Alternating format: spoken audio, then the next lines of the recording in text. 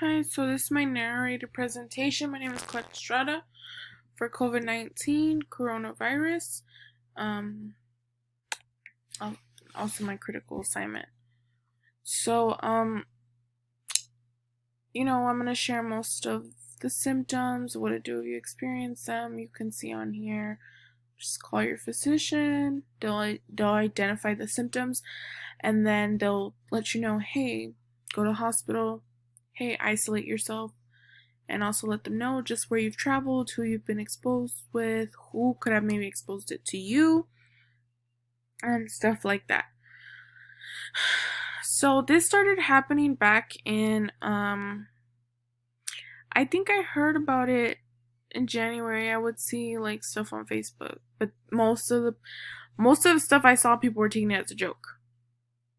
I didn't really pay attention to it, honestly.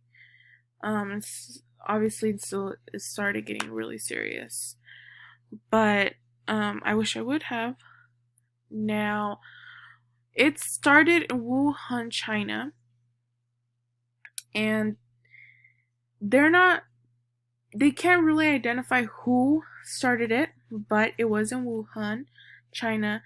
They have opened back up from what I've seen on the news. A lot of people are upset because they opened back up. Yeah, they're still wearing their masks and stuff like that, but they're not, as from what it says, they didn't sanitize. It's still, they're not being clean and stuff like that. They are saying a second wave's gonna come. Now, this was announced a national emergency by the president. It has affected all 50 states, as far as we know. And I live in California, so I'm talking pretty much particularly on California. But for the most part, how this has gone is President said everything was under control. Everything was under control. Then we realized it was not under control. Before we knew it, and it just got out of control. We were ordered to stay at home. Now particularly in the county I live in, they announced that you have to wear a mask. So now everywhere we go, you got a mask on, and you see everybody else with masks. They went about this pretty okay. So stay home. First it was social distancing. Take extra precautions, clean your hands, use hand sanitizer, stuff like that. Then people started panicking because people started getting laid off. People weren't really going out.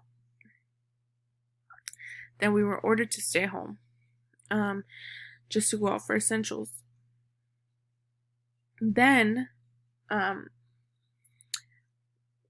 people lost their jobs, and now I'll talk more in my presentation too of how it spreads. So mainly like just spit and stuff. That's a way, sorry, but that's how it's going really quickly, basically. Sneeze, cough. So when we cough, sometimes spit comes out. When we sneeze, sometimes spit comes out. When we talk, sometimes spit comes out. That's the point to the mask. Now, 6 feet. Sometimes when you spit, usually they measured it's about 6 feet. That's why they're keeping the social distancing. So I spoke about how it started in Wuhan, China. When the president, these are statistics as right now. I did California. I got the other one from Google, itself. Like they have a live thing going on of the worldwide statistics. I hope it's pretty accurate. I couldn't find a particular page that has, I feel like this is the most reliable one out of out of the ones I looked at. Sorry. Then they announced for the stimulus, hopefully I'm saying that right, the checks that many people received, to help those who got laid off, who need to buy stuff, who need to pay bills, all that kind of stuff. So that was another way they handled it. I feel like when this occurred, they didn't see it coming this hard, and things have just been created as they go. Um, it wasn't particularly like, hey, the president has a plan in case everybody gets infected by um, what appears to be a common cold but can cause respiratory issues. So I just feel like it wasn't on purpose, or it's not that we weren't prepared, but who would have thought that something like this could be so, so quickly to spread, and so hospitals overwhelmed, people being laid off. It's just, there's millions of us in just the United States alone. Like, just now think about it worldwide. We're talking about it's a lot of people. So, I don't even think there could be a plan like for something like that, but I think they have been doing a really good job at keeping it, I guess, just doing it day by day. I know it's been tough because a lot of people have been getting laid off. Everybody, sorry, they say we're all in the same storm, but we're not in the same boat. And that's really true, because maybe, the next house next to you, they all lost their jobs. They don't even know where they're going to get food. Maybe the job next door, maybe the house next over, sorry. They got our cut, but they're making it through. They had savings. Maybe the next house over, hey, they're getting to stay home, be with their family, bond, because their job is going to pay them even though this is going on, because the job has funds for that. Everybody's boat is different. And so the checks, what's also helping too is that they're just social distancing, telling everybody, and they're giving continuous updates every day, daily. So this is more like precautions, preventing basically what I said earlier: wearing a mask, social distancing, staying home, isolating yourself as much as possible, and not making it.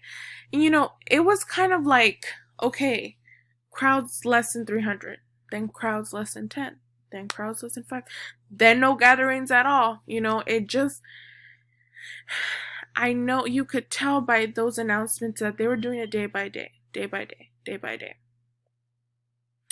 The economy, I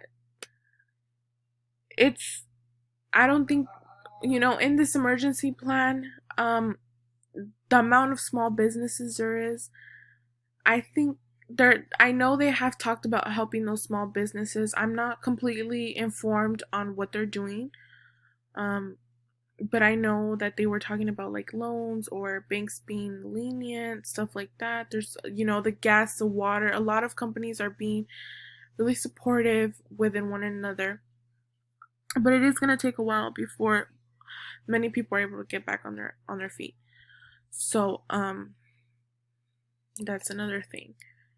I want to share, I guess, how it affected my family. Now, we had savings, and I'm thankful. Like I said, everybody has their own boat. We still have food in our mouths, a roof over our head, and in this particular moment, that's what I'm thankful for. I have my family with me, and that's it. I don't want to, I feel like when all this is over, water parks are going to still be there, beaches are still going to be there. All that, even though we have to stay home and stuff, I know it is a sacrifice. It can get boring, don't get me wrong, especially on weekends. We'll go on a Starbucks run just so we can get out the house every weekend. But like I said, I have food in my mouth, a roof over my head, and that's all I can be thankful for right now. That's more than enough, because a lot of people have it way worse. And the only I guess way it really affected us at the most, I guess you could say, is my hours were cut in half. My husband did get laid off. He just got a job, and like I said, I'm thankful. I'm really thankful. And my dad's diabetic, so we're just taking extra precautions of wiping things down When we go to groceries, come back from the groceries, wipe things down, wash our hands, use hand sanitizer constantly. Just be really careful with him taking our vitamin C, taking our vitamins as a whole, so we can make our immune system strong and our system, our health, be healthy, really strong and healthy. So my job is giving out free food. The only way it really affected me at work, well, a big way actually, because my hours were cut in half. But I'm an office assistant. Right now, I'm actually bagging lunches and I'm giving out lunches. They're free lunches for everyone. So it just affected my position. I'm being asked to do things that I'm not normally used to. And that's okay with me, because we're doing it for a good cause, one. Two, I still have hours. And I just feel like it feels nice to know, hey, like, you gave them, you were able to do this for someone. And through these hard times, I just feel like supporting one another, that it feels really nice. So maybe I'm not doing my normal duties, but I still have a job. Now, for the most part, the president has had just, if you think about it, like I said, it's day by day. It took a while for that bill to go through for the checks, but it went through. So I just feel like right now, everyone who has to do that, first responders, hospitals, grocery stores, we're all affected by it. But the statistics, I'm sorry, got sidetracked. Somebody walked in while I was doing my presentation. I'm sorry. But like I said, it is day by day, and I feel like, personally, I feel like it has been tried. It's been handled at its best, given the amount of people that have been affected, and I think we should also just be thankful for all those who are dealing with this firsthand, because it must be really tough, especially for those seeing loved ones die. I don't think there's any perfect emergency plan for something like this, particularly. You can't really compare this to a hurricane, because a hurricane, it's a natural disaster. Yeah, you may not know when it's gonna happen, but hey, we know what kind of destruction it can cause. They're able to make a plan, like, hey, if it causes this destruction, do we have funds to repair that, to repair this, to protect all those? Where are we going to put all those people that lost their houses, that their houses were flooded, their stuff is gone? Where are they going to sleep? What kind of food? All that stuff. You're able to set up a plan. Maybe from here forward, since this is something that I guess you can say was new type of emergency, in the future, maybe they will have a plan, a fund for something like this. But I think the way they've taken it day by day has been the best they can do. I'm not saying it's perfect, but the best from what I can see. And I speak as for a nation as a whole, because schools have had to figure out plans, doing virtual, teachers teaching virtually, working from home, parents having to help their kids. It's a change for everyone, and that's what I mean, in the sense that there is no particular book for this of how to handle this emergency. I think us all as a whole have done our best that we can, and I pray for everyone. And this is the most information that I was able to obtain as of right now. I know there's still information arising everywhere, but I hope everybody stays safe, and thank you for those that are, like I said, at the front. Thank you. That's my presentation. Have a nice night.